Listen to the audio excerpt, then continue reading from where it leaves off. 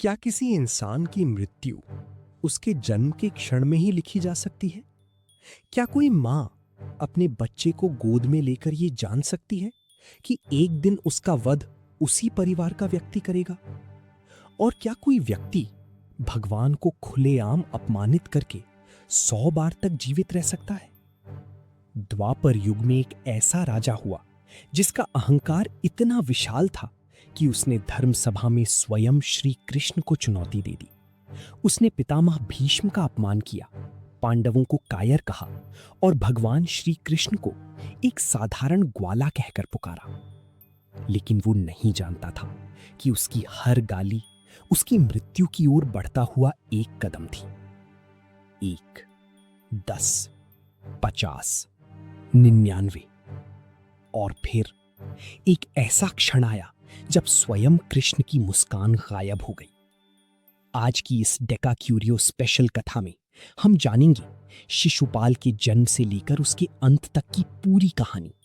क्यों कृष्ण ने उसके 100 अपराध क्षमा किए, क्या था जय विजय का शाप, और क्यों शिशुपाल की आत्मा मृत्यु के बाद भी कृष्ण में विलीन हो गई। तो आइए प्रवेश करते हैं द्वापर युग के उस राजसूय यज्ञ में जहां पूरी आर्यावर्त की धरती धर्म और अहंकार के सबसे भयानक संघर्ष की साक्षी बनी थी। भाग 1, शिशुपाल का रहस्यमयी जन्म। चेदी राज्य के महल में उस रात कुछ अशुभ घट रहा था। आकाश में बादल गरज रहे थे, जानवर विचित्र आवाजें निकाल रहे थे, और तभी राजमहल में जन्म हुआ एक ऐसे बालक का जिसे देखकर स्वयं उसके माता पिता भयभीत हो गए। उस बालक के 3 नेत्र थे, 4 भुजाएं थीं, और उसकी आवाज मानव जैसी नहीं बल्कि गधे की भयानक दहाड़ जैसी थी। राजा दमघोष और रानी श्रुति शुभा समझ नहीं पा रहे थे कि ये वरदान है या विनाश का संकेत।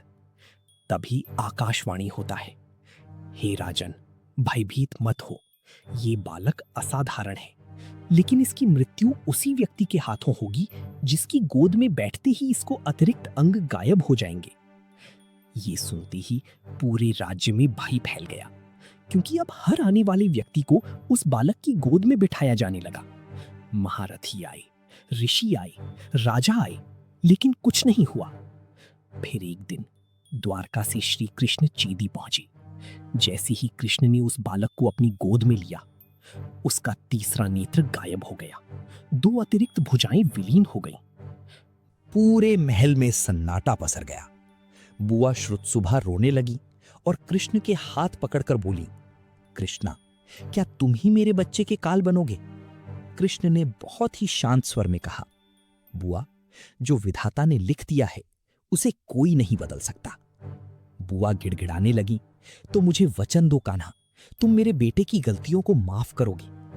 तब कृष्ण ने वो ऐतिहासिक वचन दिया, बुआ, मैं इसके 100 अपराध, इसकी 100 गालियां माफ कर दूंगा, लेकिन याद रखना, इसका 101वां अपराध इसके जीवन का आखिरी पल होगा। भाग 2, नफरत और प्रतिशोध की आग। वही बच्चा बड़ा होकर बना चेदी का राजा शिशुपाल, लेकिन उसके मन में बचपन से ही एक डर बैठ गया था कि ये कृष्ण ही उसकी मौत का कारण बनेगा। और दोस्तों, यही डर धीरे धीरे गहरी नफरत में बदल गया, और इस नफरत की आग में घी डालने का काम किया एक लड़की ने, विदर्भ की राजकुमारी रुक्मिणी। शिशुपाल का रिश्ता रुक्मिणी से तय हो चुका था। वो बहुत घमंड में था, लेकिन रुक्मिणी तो कृष्ण से प्रेम करती थी। शादी वाले दिन जब शिशुपाल दूल्हा बनकर खड़ा था, कृष्ण अचानक आए और रुक्मिणी को अपने रथ पर बैठाकर ले गए। भरी सभा में शिशुपाल का ऐसा तमाशा बना कि वो खून के घूंट पीकर रह गया। अब उसका एक ही मकसद था, कृष्ण को बर्बाद करना। इसके लिए उसने मगध के क्रूर राजा जरासंध से हाथ मिला लिया।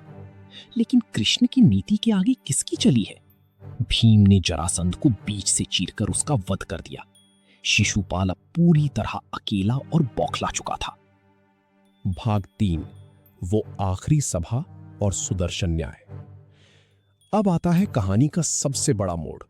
पांडवों ने इंद्रप्रस्थ में राजसूय यज्ञ रखा। देश विदेश के सारे दिग्गज वहां बैठे थे। भीष्म, द्रोण, दुर्योधन और स्वयं श्री कृष्ण। नियम था कि सभा में जो सबसे महान है उसकी सबसे पहले पूजा होगी। पितामह भीष्म खड़े हुए और बोले, इस सभा में अग्र पूजा के हकदार केवल वासुदेव कृष्ण हैं। बस इतना सुनना था कि शिशुपाल के अंदर का शैतान जाग गया। वो अपनी सीट से उठा और चिल्लाने लगा, एक मामूली ग्वाली की पूजा? युधिष्ठिर, तुम्हारा दिमाग खराब हो गया है।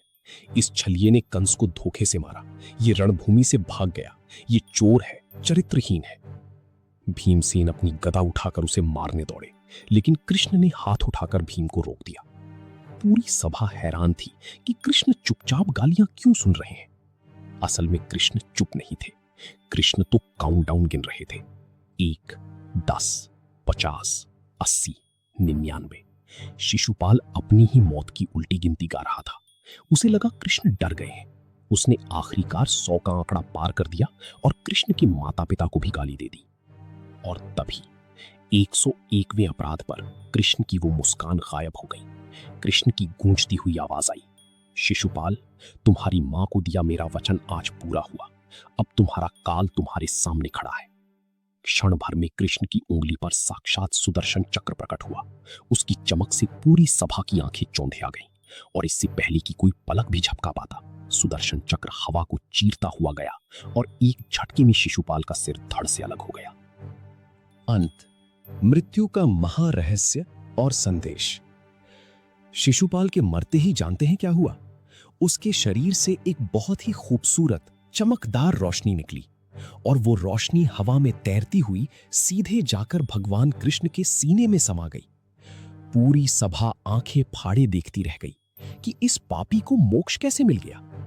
तब ऋषियों ने समझाया कि शिशुपाल कोई आम इंसान नहीं था, वो वैकुंठ का द्वारपाल जय था, जिसे शाप मिला था कि उसे धरती पर 3 जन्म लेने होंगे और भगवान के हाथों ही मरना होगा। अपने आखिरी जन्म में वो शिशुपाल बनकर आया था और कृष्ण के हाथों मरकर आज उसे मुक्ति मिल गई थी। तो दोस्तों, शिशुपाल की ये कहानी हमें सिखाती है कि भगवान बहुत सब्र वाली हैं।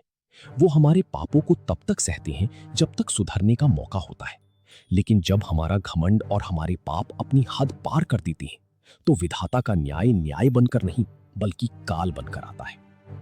अब एक छोटा सा सवाल आपके लिए, क्या आपको लगता है कि आज के इस कलयुग में भी हमारे आसपास शिशुपाल जैसे अहंकारी लोग घूम रहे हैं? कमेंट में अपनी राय जरूर दीजिएगा। अगर आपको मेरी ये वीडियो पसंद आई हो तो इसे लाइक करें और अपने दोस्तों के साथ शेयर करना ना भूलें। मिलते हैं अगले रहस्यमयी अध्याय में। तब तक के लिए जय श्री कृष्ण।